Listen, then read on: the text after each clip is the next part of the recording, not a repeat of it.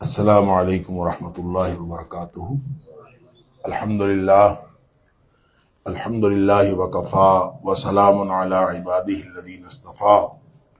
اشہد ان لا الہ الا اللہ وحدہ لا شریک لہ واشہد ان محمدا عبدہ ورسولہ صلی اللہ علیہ وآلہ وسلم۔ اللہم صلی علی محمد وعلی آل محمد كما صليت على إبراهيم وعلى آل إبراهيم إنك حميد مجيد۔ اللهم بارك على محمد وعلى آل محمد كما باركت على إبراهيم وعلى آل إبراهيم إنك حميد مجيد۔ اما بعد، اللہ کے فضل، اس کی توفیق اور اس کی رحمت سے آج ایک اور قیام ہمارا مکمل ہوا۔ ترتیب کے اعتبار سے یہ آج ہمارا 26واں قیام تھا۔ اللہ تعالیٰ ہم سب کی طرف سے قبول فرمائے۔ اور آج کے قیام میں جو ربع ثانی ہے، دوسرا پاؤ 29ویں پارے کا، وہاں سے لے کر نصف جو ہے 30ویں پارے کا، وہاں تک پڑھا گیا، سوا پارہ۔ کل میں نے عرض کیا تھا کہ 29ویں پارے میں کل 11 صورتیں ہیں، اس میں سے 2 صورتیں جو ہیں وہ کل ہم نے سن لی تھی الحمدللہ، تو بقیہ 9 صورتیں جو ہیں وہ آج پڑھی گئی۔ اس کے علاوہ جو 30ویں پارے کا نصف اول ہے، اس میں بھی میرا خیال 11 صورتیں ہیں۔ ٹوٹل جو 30ویں پارے میں 37 صورتیں ہیں، اور 37 میں سے 11 جو ہیں وہ نصف اول میں ہیں، اور باقی 26 وہ چھوٹی چھوٹی صورتیں ہیں، وہ انشاءاللہ کل اللہ کی توفیق اور اللہ کی رحمت سے بشرط زندگی انشاءاللہ کل پڑھیں گے۔ تو آج پڑھی جانے والی سب سے پہلی سورت سورۃ الحاقہ ہے۔ آج ایک بات ذہن میں رکھیں، 29ویں پارے کی صورتیں اور 30ویں پارے کی صورتوں میں عام طور پر آخرت اور وقوع قیامت کے دلائل، قیامت کے مناظر، یہ ایک عمومی موضوع ہے تقریباً، جو ہر صورت کے اندر پھر مجرمین اور مکذبین کا انجام ایک طرف، اور دوسری طرف متقین اور مومنین جو ہیں ان کا انجام دوسری طرف، کے دونوں کے کس طرح فرق ہے، یہ اللہ کریم نے عام طور پر ذکر کیا ہے۔ تو سورۃ الحاقہ جو ہے، اس میں بھی یہ 4-5 سن نبوی میں کہیں نازل ہوئی تھی، اور یہ الزامات کا دور تھا۔ مرکزی اس میں یہی بتایا گیا ہے کہ قرآن پر ایمان لاؤ اور عمل کرو، تاکہ اعمال نامہ دائیں ہاتھ میں ملے، بائیں ہاتھ میں نہ ملے۔ دائیں اور بائیں ہاتھ میں اعمال نامہ کا ذکر ہوا ہے۔ جو کامیاب لوگ ہیں ان کو دائیں ہاتھ میں اعمال نامہ ملے گا، اور جو ناکام لوگ ہیں ان کو بائیں ہاتھ میں۔ آغاز قیامت کے انذار سے، الحاقہ مطلب قائم ہو جانے والی، سچی، اور وہ لازماً جو ہے وہ قائم ہوگی۔ ایسا نہیں ہو سکتا جس کا نام ہی حاقہ ہے وہ تو قائم ہو کے رہے گی۔ پھر آگے آیت نمبر 4 سے 12 تک مختصر ذکر ہے اقوام کی تباہی کا، قوم عاد کا، سمود کا، قوم نوح کا، قوم لوط کا، آل فرعون کا۔ اللہ اکبر۔ آیت نمبر 13 سے 37 تک مناظر قیامت ہے اور نیک اور بد کا انجام۔ جیسے میں نے عرض کیا کہ جس کو دائیں ہاتھ میں اعمال نامہ ملے گا وہ اپنا رزلٹ کارڈ دکھاتا پھرے گا، فیقول ہاؤم اقرؤوا کتابیہ، آؤ دیکھو یہ میرا رزلٹ کارڈ، مجھے خط کھاتا ملا۔ ایک بات وہ کہے گا، انی ظننت انی ملاق حسابیہ، مجھے دنیا میں جب میں پھرتا تھا مجھے اسی وقت یقین تھا کہ میرا حساب ایک دن ہونے والا ہے۔ اللہ اکبر۔ فرمایا فہو فی عیشۃ راضیہ فی جنۃ عالیہ، اونچی جنتوں میں اللہ تعالیٰ ان کو لے جائے گا۔ دوسرا وہ ہے اما من اوتی کتابہ بشمالہ، جس کو بائیں ہاتھ میں اعمال نامہ ملا، فیقول یا لیتنی لم اوت کتابیہ، وہ کہے گا کاش مجھے اعمال نامہ دیا ہی نہ جاتا۔ اللہ اکبر۔ وہ پھر وہاں 2 باتیں کرے گا، ما اغنی عنی مالیہ، ساری زندگی میں مال کماتا رہا، میرے مال میں مجھے کوئی فائدہ نہ دیا۔ ہلاک عنی سلطانیہ، اس کے 2 معنی ہیں۔ ایک تو یہ ہے کہ میری جو چودراہٹ ہے اور میرا اختیار مجھ سے چھن گیا، ختم ہو گیا۔ ایک تو یہ اس کا معنی ہے کہ میرا جو اختیار چھوٹا موٹا تھا، میری چودراہٹ وہ سب ختم ہو گئی۔ دوسرا اس کا معنی یہ ہے کہ میری چودراہٹ نے مجھے مروا دیا، مجھے ہلاک اور برباد کر دیا میری چودراہٹ نے۔ یہ جو سلطان ہے یہ صرف ضروری نہیں ہے کہ جو بادشاہ ہو اور فرعون جیسے جتنے اختیارات رکھتا ہو اس کے اندر سلطان ہوتا ہے. یہ چودھری بننے کی خواہش ہر ایک کے اندر ہوتی ہے. سلطان کا مطلب ہے بڑا بننے کی خواہش. تو بڑا بننے کی خواہش ہر ایک کے پاس ہوتی ہے, چاہے وہ کلرک ہو, چاہے وہ چپڑاسی ہو, چاہے وہ کسی ریڑھی لگانے والا ہو, چاہے کوئی ہو جو اپنے آپ کو دوسروں سے برتر سمجھتا ہے اور بڑا بننے کی خواہش رکھتا ہے تو وہ چودھری ہے, اور یہ چودراہٹ ساری اس دن نکل جائے گی. اللہ تعالیٰ معاف فرمائے. بڑا بننا کس کے سامنے ہے؟ بڑے آپ ہیں کیوں؟ یعنی ہمارے پاس ہے کیا جس کی وجہ سے ہم اترائیں؟ میرا کیا ہے؟ سب کچھ تو اللہ نے دیا ہے. اگر مجھے کسی حوالے سے اللہ نے بڑا بنایا ہے تو اللہ نے بنایا ہے, چھوٹا بنایا ہے تو اللہ نے بنایا ہے. اللہ اکبر. لہذا فرمایا قیامت والے دن یہ جا کے سمجھ آئے گا. فرمایا خذوہ فغلوہ ثم الجحیم صلوہ, اس کو پکڑو اور اس کو 70 گز لمبی چین میں زنجیر میں جکڑ کے جہنم میں پھینک دو. آگے فرمایا قرآن پاک کی حقانیت بتائیے آیت نمبر 38 سے 52 تک کہ وہ کبھی کہتے ہیں کہ یہ کسی شاعر کا کلام ہے. فرمایا شاعر کا کلام بھی نہیں ہے, یہ کاہن کا کلام بھی نہیں ہے, بے عیب ذات کا سچا کلام ہے. سبحان اللہ. اور کہتے ہیں کہ ایک واقعہ آتا ہے حدیث کے اندر مسند احمد میں, خود حضرت عمر فاروق رضی اللہ تعالیٰ اس کے راوی ہیں. وہ کہتے ہیں کہ میں ایک دفعہ جب ابھی مسلمان نہیں تھا تو میں نبی پاک صلی اللہ علیہ وسلم کو تکلیف پہنچانے کی نیت سے گھر سے نکلا, اور میں جا کے دیکھا تو نبی کریم صلی اللہ علیہ وسلم نماز پڑھ رہے تھے حرم میں, حرم مکی کی بات. تو کہتے ہیں کہ میں وہ چونکہ کعبے کے قریب تھے تو میں کعبے کے پردے کے اندر چھپ کے چلتا چلتا ان کے بالکل قریب چلا گیا جہاں وہ نماز پڑھ رہے. تو نبی کریم صلی اللہ علیہ وسلم سورۃ الحاقہ تلاوت کر رہے تھے. سبحان اللہ. اب کعبہ کا سایہ ہو, حرم مکی ہو, اور قرآن ہو, اور پھر پڑھنے والا صاحب قرآن ہو تو کیسا ماحول بنا ہوگا, اور سننے والا عمر ہو. تو نبی کریم صلی اللہ علیہ وسلم اس کو پڑھ رہے تھے اپنا, اور حدیث میں آتا ہے کہ نبی پاک صلی اللہ علیہ وسلم کا جو پڑھنے کا انداز ہوتا تھا, آپ تھوڑا سا جو آخری کلمہ ہوتا تھا ہر آیت کا اس کو تھوڑا سا لمبا کرتے تھے. جیسے آدمی پڑھتا انہ کان لا یؤمن باللہ العظیم ولا یحض علی طعام المسکین, اس طرح کر کے فلیس لہ اليوم ہاہنا حمیم ولا طعام الا من غسلین. بھائی ردم ہوگا. اللہ اکبر.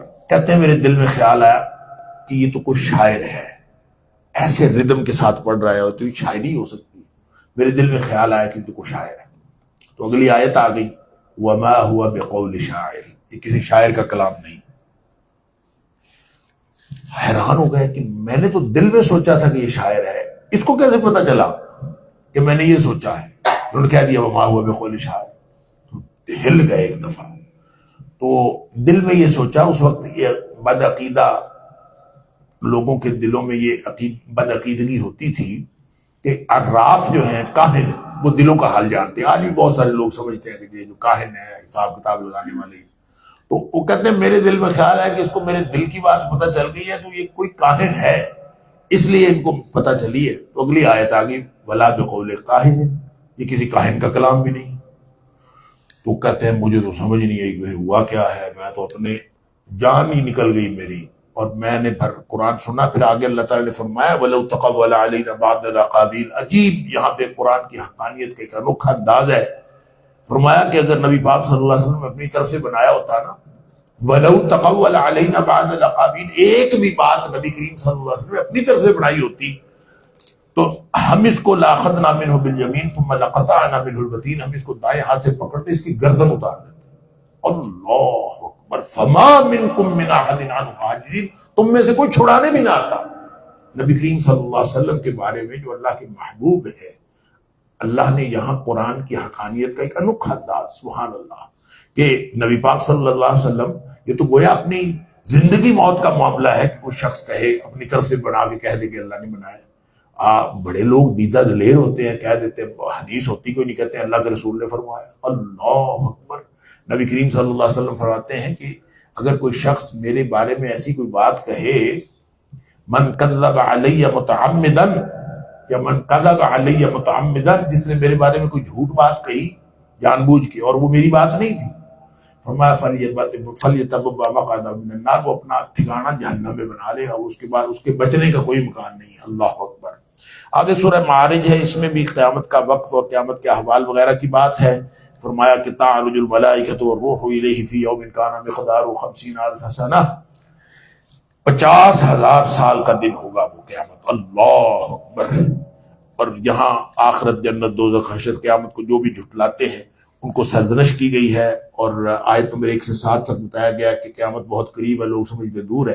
آیت نمبر 8 سے 21 تک قیامت کی منظر کشی کی گئی ہے، اور جو بخیل ہیں ان کا انجام بتایا گیا ہے۔ مجرم وہاں خواہش کرے گا ساری دنیا پکڑی جائے میں بچ جاؤں۔ اللہ اکبر۔ وہ کہے گا یود المجرم لو یفتدی من عذاب یومئذ ببنی، میرے بیٹے پکڑے جائیں، میری بیوی پکڑی جائے، میرا بھائی پکڑا جائے، میرا خاندان پکڑا جائے، ومن فی الارض جمیعا ثم ینجی، ساری دنیا، جتنی دنیا پہ جو کوئی لوگ ہیں ساری پکڑے جائیں میں بچ جاؤں۔ اللہ تعالیٰ فرماتا ہے کلا، ہرگز ایسا نہیں ہو سکتا۔ انہا لظی نزاعۃ للشویٰ، آگ تو بھڑک رہی ہے اور تو وہ تو آوازیں دے رہی ہے۔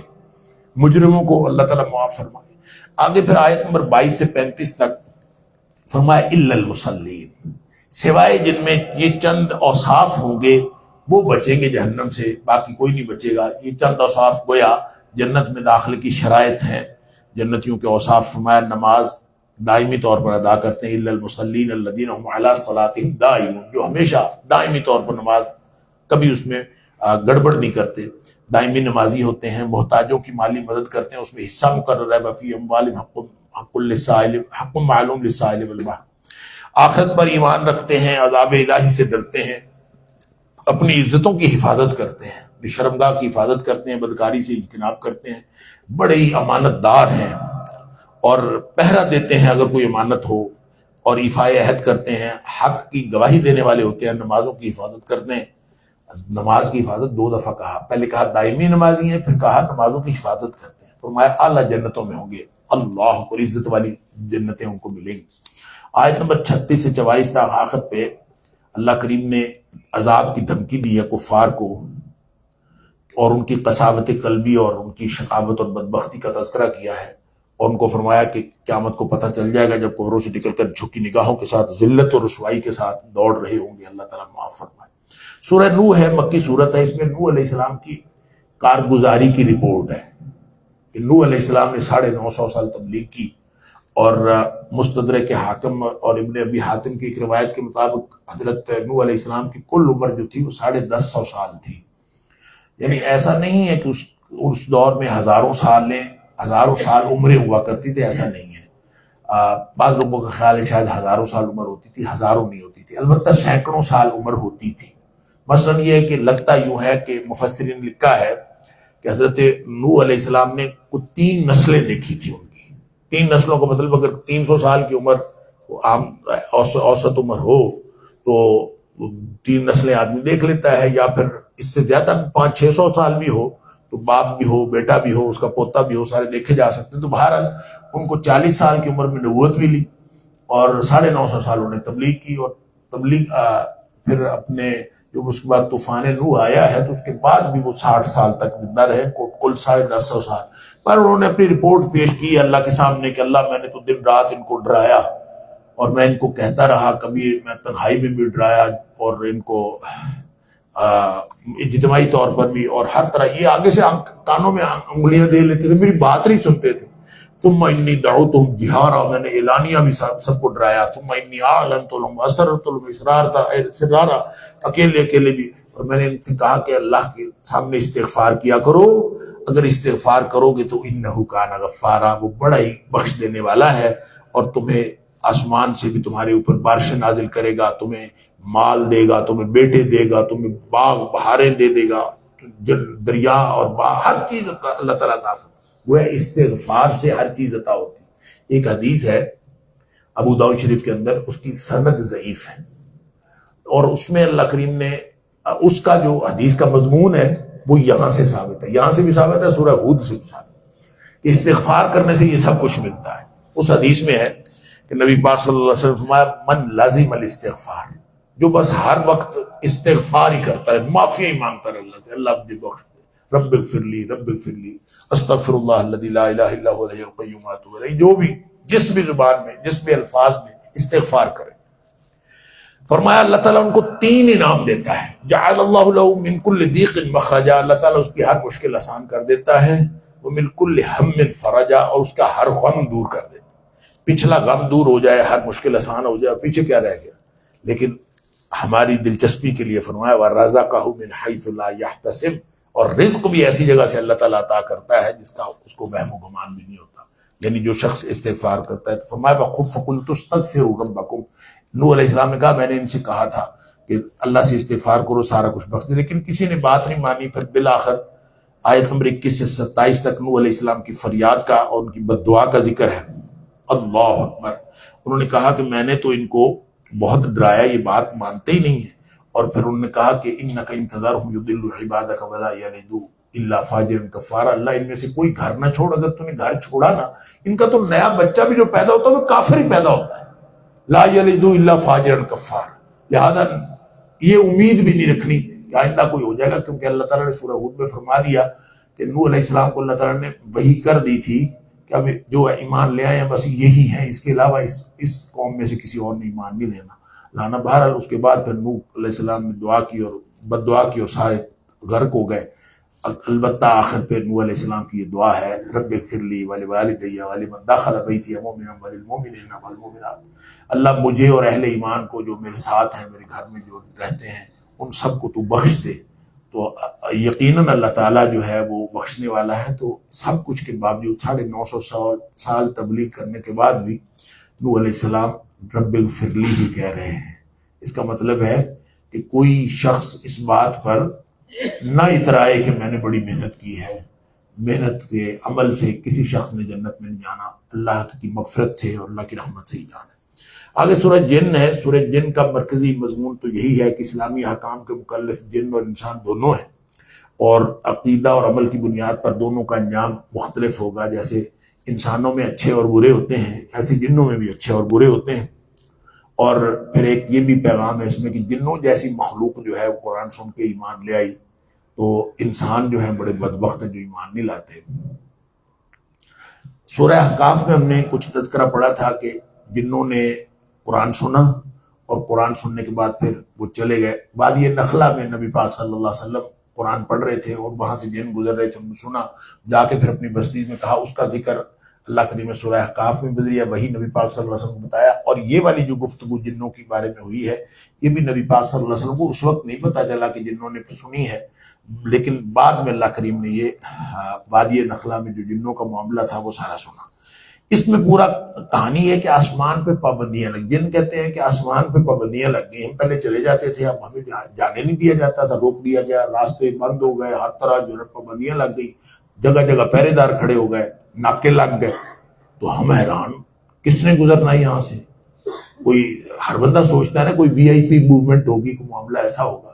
تو جن کہتے ہیں کہ پوری کائنات کے اندر ایک تبدیلی ہم نے دیکھی، اور ہم سوچتے رہے تھے کہ ہوگا کیا اور کون آیا ہے کون نہیں. اور پھر وہ کہتے ہیں کہ بعد میں ہمیں پتہ چلا کہ وہ وحی الہی آئی ہے، نبی پاک صلی اللہ علیہ وسلم تشریف لائے، اس وجہ سے سارا کچھ ہوا. اور پھر فرمایا کہ اس وقت تو ہمیں پتہ ہی نہیں تھا کہ وَأَنَّا لَا نَدْرِي أَشَرٌ أُرِيدَ بِمَنْ فِي الْأَرْضِ أَمْ أَرَادَ بِهِمْ رَبُّهُمْ رَشَدًا. ہمیں یہ نہیں تھا پتا عذاب آنے لگا ہے، کوئی اچھی خبر ان کو ملنے والی ہے، اس وقت تو پتہ ہی نہیں تھا. بعد میں پھر پتہ چلا، جب پتہ چلا وَأَنَّا مِنَّا الصَّالِحُونَ وَمِنَّا دُونَ ذَلِكَ، جیسے انسانوں میں اچھے برے ہیں ایسے ہمارے اندر بھی اچھے برے ہیں. اور اللہ تعالیٰ نے ان کے لیے بنایا وَأَنَّا لَمَّا سَمِعْنَا الْهُدَىٰ آمَنَّا بِهِ. کچھ جن جو ہے وہ ایمان لے آئے، جب انہوں نے ہدایت سنی تو ایمان لے آئے، اور دوسرے جو ہے وہ نہیں ایمان لائے. فرمایا وَأَنَّا مِنَّا الْمُسْلِمُونَ وَمِنَّا الْقَاسِطُونَ. کوئی ایمان لانے والے ہیں، کوئی ایمان والے نہیں ہیں. جو ایمان والے نہیں ہیں فَقَالُوا لِجَهَنَّمَ حَطَبًا، وہ جہنم کا ایندھن بنیں گے، اللہ تعالیٰ معاف فرمائے. تو گویا مشرکین کو تنبیہ ہے کہ قبولیت کی صورت میں انعام ملے گا، وگرنہ عذاب کے لیے تیار ہو جاؤ. آیت نمبر 20 سے 28 تک منصب رسالت محمدی صلی اللہ علیہ وسلم کی وضاحت ہے کہ کفار اصل میں کہتے تھے کہ تم نے خام خواہ تمام لوگوں کی عداوت خرید لی ہے، کیا ضرورت تھی، اب سب لوگوں کی دشمنی مول لے لی ہے. اس کا جواب اللہ تعالیٰ نے فرمایا کہ یہ جو نبی کریم صلی اللہ علیہ وسلم ہیں، انہوں نے تو صرف اللہ کی وحدانیت کا پیغام پہنچایا، اور کیا قل انما ادعو ربی ولا اشرک بہ احدا، میں اپنے رب کی بات کرتا ہوں اور رب سے بات کرتا ہوں، میں اس کے ساتھ کسی کو شریک نہیں ٹھہراتا. اور میں نے یہ بھی کہا ہے کہ میرے پاس لا املک لکم ضرا ولا رشدا، نہ میں تمہارا نقصان کر سکتا ہوں نہ میں تمہارا فائدہ کر سکتا ہوں. مجھے اگر اللہ پکڑنا چاہے تو مجھے تو اللہ سے کوئی چھڑا بھی نہیں سکتا. نہیں یجیرنی من اللہ احد، کوئی شخص چھڑا ہی نہیں سکتا اگر اللہ تعالیٰ مجھے پکڑ لے. بہرحال اگر اللہ تعالیٰ مجھے عذاب دینا چاہے تو مجھے کوئی نہیں چھڑا سکتا، تمہیں عذاب دینا چاہیے تمہیں بھی کوئی نہیں چھڑا سکتا. اور فرمایا کہ تم سارے بے یار و مددگار ہوگے اس وقت، اور ایک وقت آئے گا کہ تمہیں یہ میری ساری باتیں یاد آئیں گی.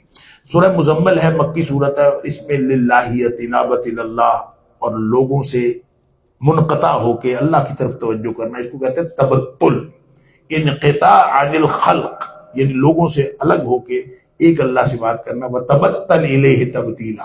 اس پوری صورت میں تہجد کے جو مقاصد و فضائل ہیں وہ بتائے گئے ہیں. آیت نمبر 1 سے لے کر 8 تک، یا ایھا المزمل قم اللیل الا قلیلا، کہ رات کو آپ اٹھیں اور کہ کچھ نہ کچھ آپ ضرور اللہ کی بندگی کریں. اور یہ اس میں پھر فرمایا ذمہ داریوں کے انجام دہی کے لیے جو دن کی ذمہ داریاں، اس کے لیے بھی رات کی نماز جو ہے وہ بڑی اہم ہے. اس سے قیام اللیل سے انسان پورے دن کے لیے تیار ہوتا ہے. اور فرمایا نصف رات یا اس سے کچھ کم جو ہے وہ ضرور تلاوت جو ہے پڑھا کرا، یعنی قیام کیا کرو. پھر آگے آیت نمبر 9 سے 13 تک فرمایا مخالفین کی باتوں پر صبر کریں، ان کے لیے عذاب تیار ہے، زنجیریں ہیں، جہنم ہے اور تھور ہے، اللہ تعالیٰ معاف کرے. آگے آیت نمبر 14 سے 19 تک نبی پاک صلی اللہ علیہ وسلم اور موسیٰ علیہ السلام کی رسالت میں مماثلت بتائی ہے. قوم کا جو استکبار اور عذاب سے کیسے بچیں گے وہ ساری بات ہے فرمائی کہ جیسے قوم موسیٰ جو ہے موسیٰ علیہ السلام کی بات کا انکار کرنے والے عذاب کا شکار ہوئے، اسی طرح نبی پاک صلی اللہ علیہ وسلم کی رسالت کا انکار کرنے والے بھی عذاب کا شکار ہوں گے. آگے پھر آیت نمبر 20 میں نماز جو آخری آیت ہے، لمبی آیت ہے پورے رکوع کی، تو اس میں نماز تہجد کے ابتدائی حکم میں تھوڑی سی تخفیف کر دی ہے کہ جتنا پڑھ سکو چلے اتنا ہی پڑھ لی. پہلے تو فرمایا تھا نصف رات یا اس سے ذرا کم، اب فرمایا جتنا پڑھ سکو پڑھ لو، تو نہ بھی پڑھ سکو تو کوئی بات نہیں، آخر کام ہوتے ہیں، لوگوں نے کاروبار بھی کرنے ہوتے ہیں، دن محنت میں گزارنا ہوتا ہے، رات کو آرام بھی کرنا ہوتا ہے. سبحان اللہ، اللہ تعالیٰ نے خود ہی تخفیف فرما دی. لیکن فرمایا 4 چیزیں نہیں چھوڑنی ہے، کہ نماز نہیں چھوڑنی، زکوٰۃ نہیں چھوڑنی، اور صدقہ خیرات نہیں چھوڑنا، اور استغفار نہیں چھوڑنا. اگر یہ 4 کام کرتے رہو گے اور معافیاں مانگتے رہو گے تو اللہ معاف کرنے والا ہے، تمہیں معاف کر دے گا. اس کے بعد سورہ مدثر ہے، اس میں بھی فرمایا یہ اصل میں کہتے ہیں نزول کے اعتبار سے جو دوسری وحی ہے. سورہ مدثر کی پہلی 8 آیات یہ دوسری وحی ہے. نبی پاک صلی اللہ علیہ وسلم نے آسمان پہ دیکھا اور جبریل جو تھے وہ ایک زمین آسمان کے یہ درمیان جو ہے وہ بیٹھے ہوئے تھے کرسی کے اوپر. تو اس موقع پر یہ وحی نازل ہوئی، یا ایھا المدثر قم فانذر وربک فکبر، اللہ اکبر. وہ آواز سنی تو اوپر دیکھا اور آسمان پہ فرشتہ تھا. بخاری شریف کے اندر یہ پوری آتی ہے تفصیل، دثرونی، مجھے جو ہے وہ کچھ لحاف اور دے دے میرے اوپر. اللہ اکبر. تو آیت نمبر 8 سے 25 جو ہے اس میں ایک شخص کا ذکر ہے جو بڑا اپنے آپ کو سیانہ کہتا تھا، وہ تھا ولید بن مغیرہ. ہوا اصل میں یہ کہ حج کا موقع تھا، تو کافر سارے آپس میں پلان کرنے لگے کہ حج کے موقع پر لوگ آئیں گے اور یہ نبی پاک صلی اللہ علیہ وسلم لوگوں کو تبلیغ کریں گے، تو یہ تو دعوت اس طرح پھیلے گی، لہذا ہم ایسی کوئی پلاننگ کریں کہ ان کی کوئی بات نہ سنیں. تو پھر کہنا کیا ہے، ہم کیا مشہور کر دیں. کبھی تو کہیں کہ ہم کہیں گے کہ یہ شاعر ہے، کبھی کہیں کہ ہم کہیں گے جادوگر ہے، کبھی کچھ یعنی کبھی کہ مجنون ہے. تو وہ ولید کہتا ہے میں سیاںا آدمی، یعنی وہ ہر پنڈ میں ایک سیاںا ہوتا ہے، کہتے تو دس، وہ کبھی ادھر جائے کبھی ادھر جائے، اور سوچ سوچ کے اس نے بتایا. بہرحال اللہ تعالیٰ نے فرمایا بڑا بدباطن کافر ہے. اور اس کے بارے میں اللہ کریم نے فرمایا کہ یہ جو ہے نا، اچھا کہتے ہیں اس کے 7 یا 12 بیٹے تھے، ان میں سے 3 مسلمان ہوئے، خالد بن ولید، حشام بن ولید اور ولید بن ولید. آگے آیت نمبر 26 سے 56 تک احوال قیامت و آخرت ہے. فرشتے کی فرمایا کہ 19 فرشتے ہم نے بنائے. اچھا 19 فرشتے، جو 19 سے بھی نا جو اللہ تعالیٰ فرماتا ہے یہ فتنہ ہے، آزمائش ہے. 19 کا عدد بھی آزمائش ہے.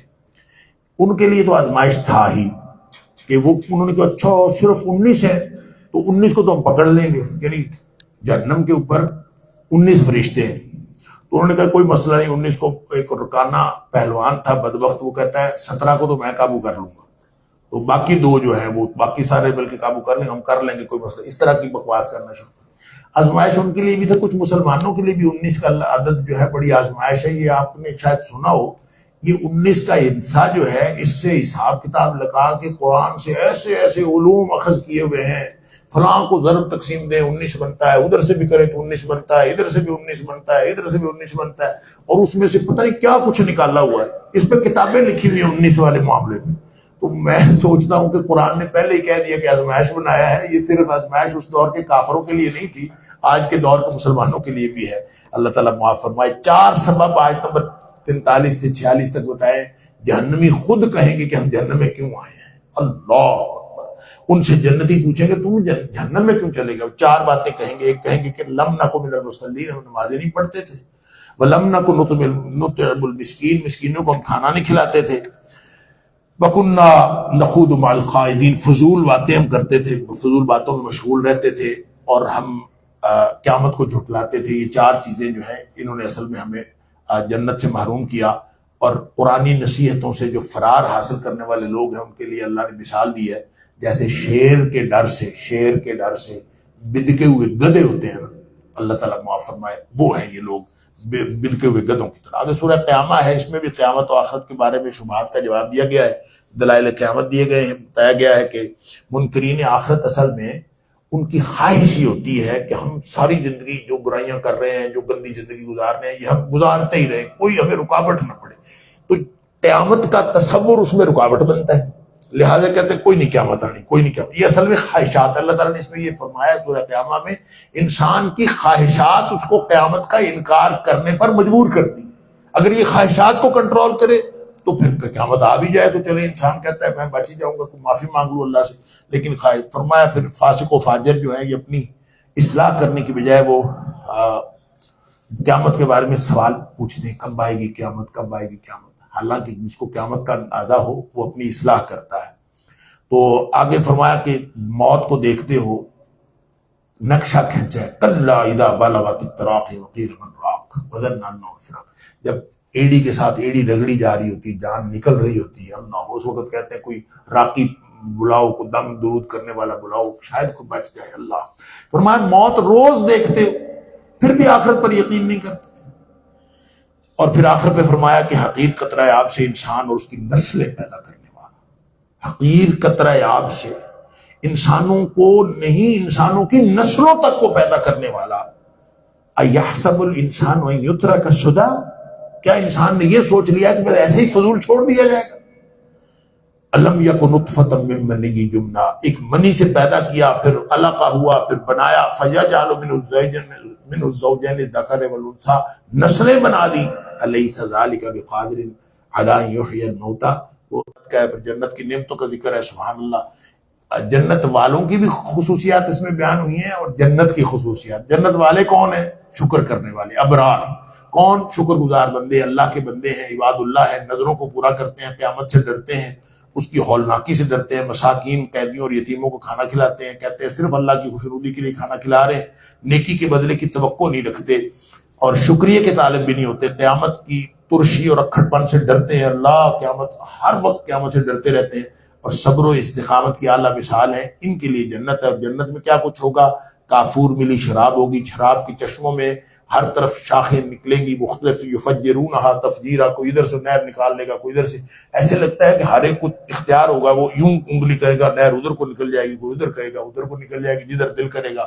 سبحان اللہ، وہ دنیا کی نہری نظام نہیں ہوگا کہ انگریز بنا گیا بس وہی ہے، جدھر کو جا رہی ہے ادھر کو جا رہی ہے، جس کا جدھر دل کرے گا ادھر کو نہر بنا لے گا، یفجرونہا تفجیرا۔ سبحان اللہ۔ قیامت کی آفت سے جو ہے وہ بچ چکے ہوں گے، چہروں پر تازگی اور نور ہوگا، جنت وسیع و عریض ریشمی لباس، اللہ اکبر۔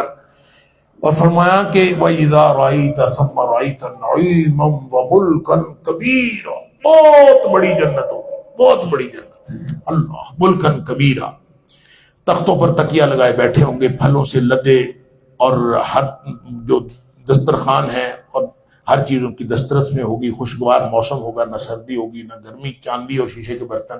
اچھا، چاندی اور شیشے کے برتن فرمایا لگے گا ایسے جیسے شیشے کے ہوں گے، چاندی کے بڑے ایسے ہوں گے کہ وہ لگے گا کہ شیشے کے ہیں، اتنے صاف شفاف ہوں گے۔ سلسبیل کے چشمے سے شراب ملے گی، زنجبیل ملی ہوئی، سدا جوان اور مستعد غلمان ہوں گے، ہمیشہ رہنے والے موتیوں کی طرح، عظیم بادشاہت، چاندی کے کنگن اور دبیز ریشم کے گاؤن، شراب طہور پروردگار خود پلائے گا۔ سبحان اللہ۔ وَسَقَاهُمْ رَبُّهُمْ شَرَابًا طَهُورًا، اعمال کا اچھا بدلہ اور قدردانی۔ فرمایا یہ ابرار ہیں، تو گناہگار لوگ جو ہیں وہ ابرار ان کی طرف نہیں جاتے، ان کی طرف نہیں دیکھتے۔ آگے نبی پاک صلی اللہ علیہ وسلم کو ہدایات ہیں، اور فرمایا کہ جو نصیحت اختیار کرے گا وہ بچ جائے گا، وگرنہ عذاب سر پہ کھڑا ہے۔ آگے سورہ مرسلات ہے، یہاں پہ مختلف ہواؤں کی قسم کھا کے فرمایا کہ قیامت ضرور قائم ہوگی۔ پھر احوال قیامت سے قدرت الہی پر استدلال کیا گیا ہے۔ دلائل قیامت آیت نمبر 16 سے 28 تک کہ تخلیق انسانی کے مراحل کو دیکھ لو، زمین پہاڑوں کو دیکھ لو، تو اس سے پتہ چل جاتا ہے۔ پھر جہنمی کے عذاب کا ذکر فرمایا، چھوٹے چھوٹے شعلے نہیں ہوں گے، بڑے بڑے شعلے ہوں گے، جیسے پہاڑوں کے اور اونٹوں کے جیسے شعلے ہوں گے۔ اللہ تعالیٰ معاف فرمائے۔ پھر جہنمی وہاں بے بسی کے ساتھ جو ہے وہ چیخو پکار کریں گے، اس کا ذکر ہے۔ اور آیت نمبر 41 سے 50 تک آخر پہ فرمایا ہے کہ اگر قیامت نہ آئے تو عدل کون کرے گا، لہذا عدل کا تقاضا ہے کہ قیامت آنا ضروری ہے۔ آگے سورہ عما یتساءلون، جس کو سورہ نبا کہتے ہیں، یعنی 30ویں پارے کی پہلی سورت، اس میں بھی وہی کفار اصل میں سب سے زیادہ ان کو تعجب اسی بات پہ ہوا کرتا تھا کہ مر گئے، مٹی ہو گئے، دوبارہ کون اٹھائے گا۔ تو اللہ کریم نے وقوع قیامت اور بعض بعد موت کے زیادہ دلائل دیے ہیں، اور یہی فرمایا کہ تمام مظاہر فطرت جو ہیں وہ دلیل ہیں۔ لوگ سوال کرتے ہیں، ہم یتساءلون عن النبأ العظیم، قیامت کے بارے میں سوال کرتے ہیں۔ اللہ تعالیٰ فرماتا ہے دیکھتے نہیں ہوں، اس کی قدرت جیسی کسی کی قدرت نہیں، اس کے علم جیسا کسی کا علم نہیں، اس کی حکمت جیسی کسی کی حکمت نہیں، اس کی رحمت جیسی کسی کی رحمت نہیں۔ اور جہنم جو ہے وہ تو سرکشوں کی دھات میں ہے، تو کیسے اللہ تعالیٰ کے اتنے علیم و قدیر خدا کے بارے میں، اللہ کے بارے میں لوگوں نے کیسے گمان کر لیا کہ وہ دوبارہ زندہ نہیں کر سکے گا، یا زندہ نہیں کرے گا، وہ تو زندہ کرے گا۔ اور جہنم سرکشوں کی گھات میں ہے، ہر چیز کا پورا بدلہ ملے گا۔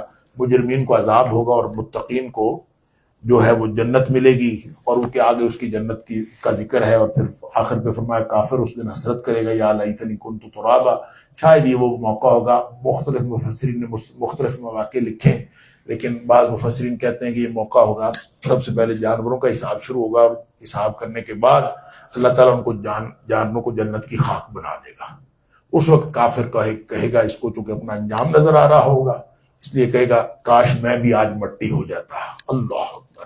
اس کے بعد سورہ نازعات ہے، اس میں اللہ نے فرشتوں اور ہواؤں کی قسم اٹھائی ہے، اور قسم اٹھا کے کائنات کے نظام کا ذکر کیا ہے کہ ایک وقت آئے گا کہ اللہ تعالیٰ نے اس کو سب کو درہم برہم کر دینا ہے، اور پھر دوبارہ اللہ تعالیٰ اس کو کائنات کو دوبارہ بنائے گا، تاکہ بڑے بڑے کافروں کو، جیسا فرعون تھا اپنے آپ کو انا ربکم الاعلی کہتا تھا، اس جیسے کافروں کی پکڑ کی جا سکے۔ اس لیے لہذا دو مختلف انجام ہوں گے، جو سرکش ہیں اور دنیا کو ترجیح دینے والے جہنم میں جائیں گے۔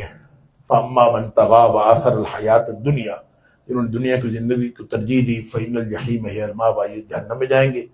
اور بچے گا وہ وَأَمَّا مَنْ خَافَ مَقَامَ رَبِّهِ وَنَهَى النَّفْسَ عَنِ الْهَوَىٰ، جو اپنے رب کے سامنے کھڑا ہونے سے ڈر گیا، یہاں بیٹھے یہاں کھڑے ڈرتا ہے کہیں میرا اللہ ناراض نہ ہو جائے، ڈر گیا، پھر اپنے نفس کو لگام دے لی، وَنَهَى النَّفْسَ عَنِ الْهَوَىٰ، کہ تیری خواہشات، تیری بات میں نے پیچھے نہیں چلنا، میں نے اللہ کی بات ماننی، وہ انشاءاللہ بچ جائیں گے۔ اللہ تعالیٰ معاف۔ آگے فرمایا کہ قیامت کی تیاری کی ضرورت ہے، سوالات کی نہیں۔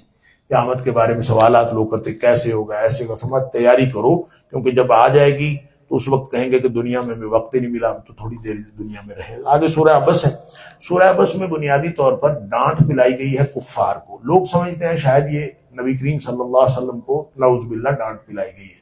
ہوا یہ تھا کہ نبی پاک صلی اللہ علیہ وسلم کچھ قریشی سرداروں کے ساتھ گفتگو کر رہے تھے، ان کو تبلیغ کر رہے تھے دین کی، تو ابن ام مکتوم ادھر سے آ گئے، عبداللہ بن ام مکتوم نابینا صحابی تھے، قدیم الاسلام تھے، خدیجہ رضی اللہ تعالیٰ کے ماموزاد بھائی تھے، تو وہ آ گئے۔ تو نبی کریم صلی اللہ علیہ وسلم کو ایسے ہی تھوڑا سا ہوا کہ میں سرداروں کے ساتھ بات کر رہا ہوں، تو تھوڑی سی ڈسٹربنس فیل کی، تو اللہ تعالیٰ نے فرمایا کہ آپ جو ہیں وہ سرداروں کی طرف متوجہ ہیں، اور یہ ادھر یہ اکیلا صحابی آیا ہے، تو اس پر اللہ تعالیٰ نے ناگواری کے چند کلمات اس صورت کے اندر نازل فرمائے ہیں۔ اور اس ناگواری سے لوگوں نے سمجھا ہے کہ شاید یہ نبی کریم صلی اللہ علیہ وسلم کے رویے پر ناگواری کی ہے، ایسا ہرگز نہیں۔ یہ اصل میں اللہ کریم نے ڈانٹ پلائی ہے بالواسطہ کفار کو کہ تم سارے سردار، تم سب کے مقابلے میں وہ اکیلا نابینا صحابی جو ہے وہ تم سے بہتر ہے، لہذا تمہاری حیثیت یہ نہیں ہے کہ تمہیں اس کے اوپر بھی ترجیح دی جائے، وہ زیادہ بہتر ہے۔ یہ ڈانٹ پلا کے اصل میں کفار کو ان کی حیثیت بتائی گئی ہے کہ ایک نابینا ایماندار صحابی تم سے بہتر ہے۔ آگے قرآن پر ایمان اور عمل کی دعوت ہے، دلائل آخرت ہے، اور آخر پہ اس صورت میں فرمایا ہے یوم یفر المرء من اخیہ، قیامت میں نفسا نفسی ہوگی، انتہائی حالات خراب ہوں گے، لیکن اس دن کچھ چہرے چمک رہے ہوں گے۔ اللہ اکبر، وجوہ یومئذ مسفرہ ضاحکۃ مستبشرہ، چمک ہی نہیں رہے ہوں گے بلکہ ہنس رہے ہوں گے اور خوش ہوں گے۔ اللہ تعالی ہم سب کو ان میں سے کرے۔ اور اس کا مطلب ہے کہ جتنے مراحل حیات اور مراحل برزخ اور مراحل آخرت ہیں، جتنی بھی مشکلات ہیں، انشاءاللہ اہل ایمان کو مشکلات نہیں آئیں گی، اور اللہ تعالیٰ ان کو اس مشکل ترین حالات میں بھی خوشی، چمک اور ہنسی عطا فرمائے گا۔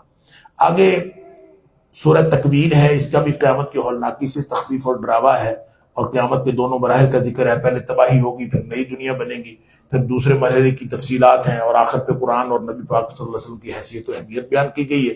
اسی طرح سورہ انفطار میں بھی قیامت کا نقشہ کھینچا گیا کہ سب ادھورا رہ جائے گا، اور پھر انسان کو یہ تنبیہ کی گئی ہے کہ تم غفلت چھوڑ دو اور ایمان و عمل کے ذریعے سے جنت کے امیدوار بن جاؤ۔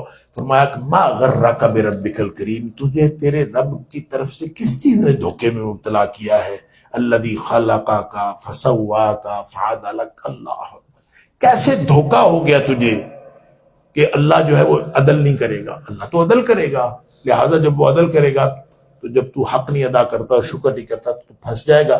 اللہ کے کارندے سارے تیرے اعمال لکھ رہے ہیں، اور کرامن کاتبین وہ بیٹھے ہوئے ہیں، اور لکھے ہوئے حساب کے مطابق قیامت والے دن فیصلہ ہوگا کامیاب اور ناکام کون۔ ان الابرار لفی نعیم، جو نیک لوگ ہوں گے وہ نعمتوں والی جنت میں ہوں گے، اور ان الفجار لفی جہنم، جو فاسق و فاجر ہوں گے جہنم میں جائیں گے۔ آگے سورہ مطففین ہے، مطففین کا جو بنیادی مرکزی موضوع ہے وہ یہ ہے کہ جو بد اخلاقی ہے نا اور بدعنوانی، کرپشن، اس کی وجہ بھی عقیدہ آخرت کی کمزوری ہے۔ جن کا عقیدہ آخرت کمزور ہوتا ہے وہ گویا ان کا اخلاق بھی اچھا نہیں ہوتا، وہ اخلاقی طور پر بھی اچھے لوگ نہیں ہوتے۔ لہذا فرمایا کہ یہ جو لیتے وقت جو ہے وزن پورا لیتے ہیں، دیتے وقت کم کر دیتے ہیں، تو ان کو یہ نہیں پتا الا یظن اولئک انہم مبعوثون لیوم عظیم، ایک دن یہ اللہ کے سامنے کھڑے کیے جائیں گے اور حساب دینا پڑے گا اس کا۔ اور یعنی ہر طرح کی بے ایمانی اور بددیانتی کے اوپر اس میں گرفت کی گئی ہے، اور پھر آگے پھر وہی دو انجام بتائے گئے ہیں، فجار کے لیے اور انجام ہے اور ابرار کے لیے اور انجام ہے، اور اس کی سزا کے اسباب بھی بتائے گئے ہیں کہ یہ دنیا میں نیک لوگوں کو ان الذین اجرموا کانوا من الذین آمنوا یضحکون، نیک لوگوں کو دیکھ کر ہنسا کرتے تھے، اور جب بھی ان کے پاس سے گزرتے ایک دوسرے کو آنکھیں مارتے اشارے کرتا ہے نیک لوگ پھر رہے ہیں۔ اللہ فرمایا قیامت والے دن اہل ایمان ان پر ہنسیں گے جیسے یہ دنیا میں ان پر ہنستے تھے۔ آگے سورہ انشقاق ہے، اس میں بھی قیامت، آخرت اور محاسبہ نفس کی بات ہے۔ محنتی اور مشقتی انسان، یا ایھا الانسان انک کادح، اے انسان تم محنتی اور مشقتی ہے، یعنی مشقت ہر انسان کی مقدر میں لکھی۔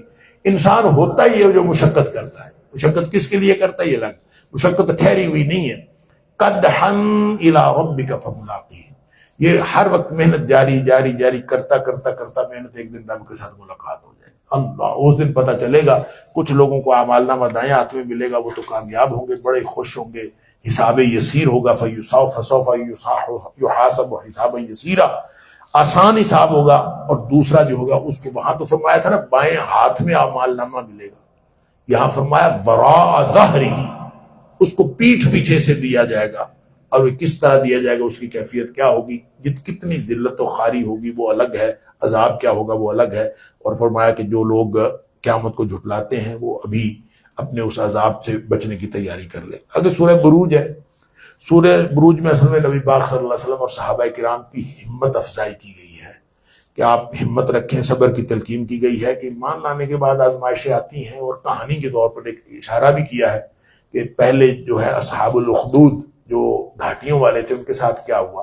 اس کی یہاں تو اشارہ ہی ہے کہ وما نقموا منهم الا يؤمنوا بالله العزيز الحميد، ان سے ان کو جو آگ کے گڑھے کھدوا کے اس میں پھینکا تھا تو صرف اس لیے انتقام لیا گیا تھا کہ وہ لوگوں نے ایمان کا اظہار کیا تھا، یعنی ایمان کی وجہ سے ان لوگوں کو اتنی آزمائشیں آئیں کہ ان کو گڑھے کھدوا کے اس میں آگ جلا کے اس میں پھینک دیا۔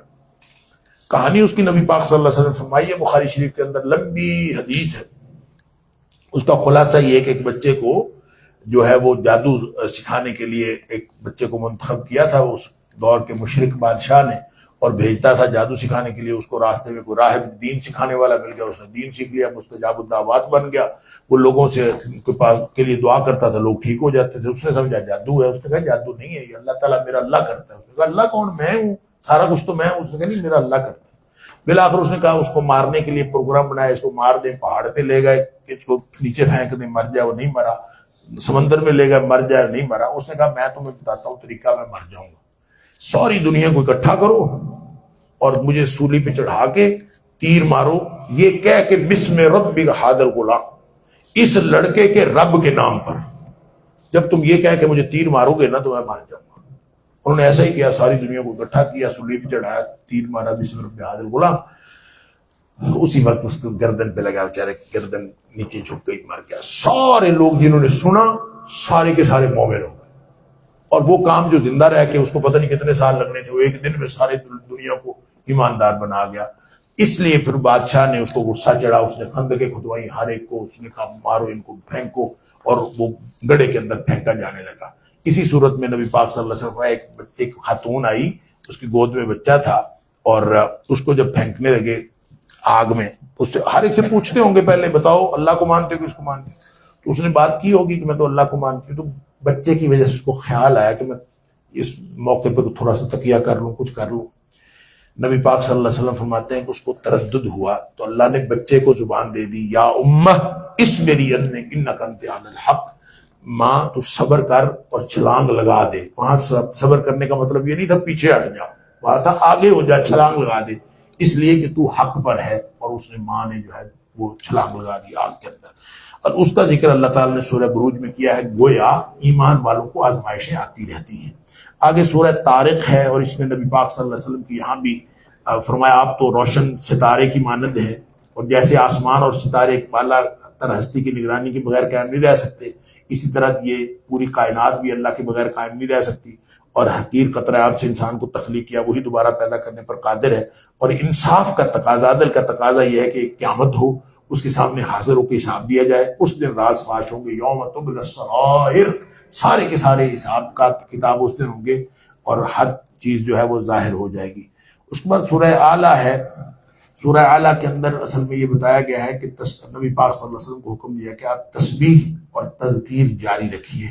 جو جن لوگوں کے دلوں میں ذرا بھی خشیت ہے نا اللہ کی عظمت کا روب ہے، وہ ان کو فائدہ ہو ہی جائے گا۔ فذکر ان نفعت الذکریٰ، کچھ نہ کچھ فائدہ ہو جائے گا۔ پھر آخر پہ کامیابی کے اصول بتائے اس صورت میں کہ جس نے دنیا آخرت میں کامیاب ہونا ہے 3 کام کر لے، پاکیزگی اختیار کر لے، نماز پڑھ لے اور اللہ کا ذکر۔ قد افلح من تزکیٰ وذکر اسم ربہ فصلی، یہ 3 کام کر لے تو انشاءاللہ وہ دنیا میں بھی کامیاب ہو جائے گا اور آخرت میں بھی۔ آگے سورہ غاشیہ ہے۔ اللہ اکبر، فرمایا کہ اے حبیب صلی اللہ علیہ وسلم آپ تذکیر کرتے جائیے، آپ کوئی داروغے نہیں ہیں، لیکن ان کے اوپر قیامت آنے والی ہے جس دن بہت سارے لوگ محنت کر کر کے تھکے ہوئے ہوں گے لیکن جہنم میں جائیں گے، اللہ تعالیٰ معاف فرمائے۔ اور اس دن جو قیامت وہ سارے عالم پر چھا جائے گی، اور محنتی لوگ بھی محنت کر کر کے تھکے ہوئے بھی، جنہوں نے غیر اللہ کی طرف محنت کی اور ساری زندگی ضائع کی، وہ جہنم میں جائیں گے۔ متقین اعلیٰ جنتوں میں ہوں گے، اللہ تعالیٰ ہم سب کو ان میں سے بنائے۔ اور پھر فرمایا غور کرو، اونٹ کو دیکھو، آسمان کو دیکھو، زمین اور پہاڑ کو دیکھو، جو ان سب کو بنانے والا قادر مطلق ہے، وہ اتنے سے چھوٹے سے انسان کو دوبارہ نہیں بنا سکتا؟ یعنی تمہیں پتہ ہی نہیں چلتا؟ دیکھو تو صحیح، تو اللہ تعالیٰ انسان کو پیدا کرنے پر بھی قادر ہے، ہر ایک کا حساب ہوگا۔ اور ثم ان علینا حسابہم، پھر ہم سب نے آنا ہے اللہ کی طرف، واپس آنا ہے، پھر حساب بھی ہوگا۔ اس موقع پر حضرت عائشہ صدیقہ رضی اللہ تعالیٰ عنہا نے نبی پاک صلی اللہ علیہ وسلم فرمایا جس کا حساب شروع ہو گیا نا، من نوقش الحساب ہلک، جس کا حساب شروع ہو گیا پکڑا گیا، مارا گیا۔ اور ایک حدیث میں آتا ہے کہ جس کا حساب شروع ہو گیا عذبا، اس کو عذاب ہوگا. عائشہ صدیقہ رضی اللہ تعالیٰ نے فرمایا کہ فسوف یحاسب حسابا یسیرا کا کیا معنی ہے؟ بعض لوگوں کا حساب تو آسان ہوگا. فرمایا وہ جو حساب ہوگا نا ذاک العرض، وہ بس پیشی ہوگی، حساب کوئی نہیں ہونا. بس اللہ کے سامنے ایسے پہ اللہ فرمانے جاتا ہے سامنے پیشی، چل پیشی ہوگی بس. اللہ تعالیٰ ہم سب کو بغیر حساب کتاب کے جنت عطا فرمائے. وآخر دعوانا الحمدللہ.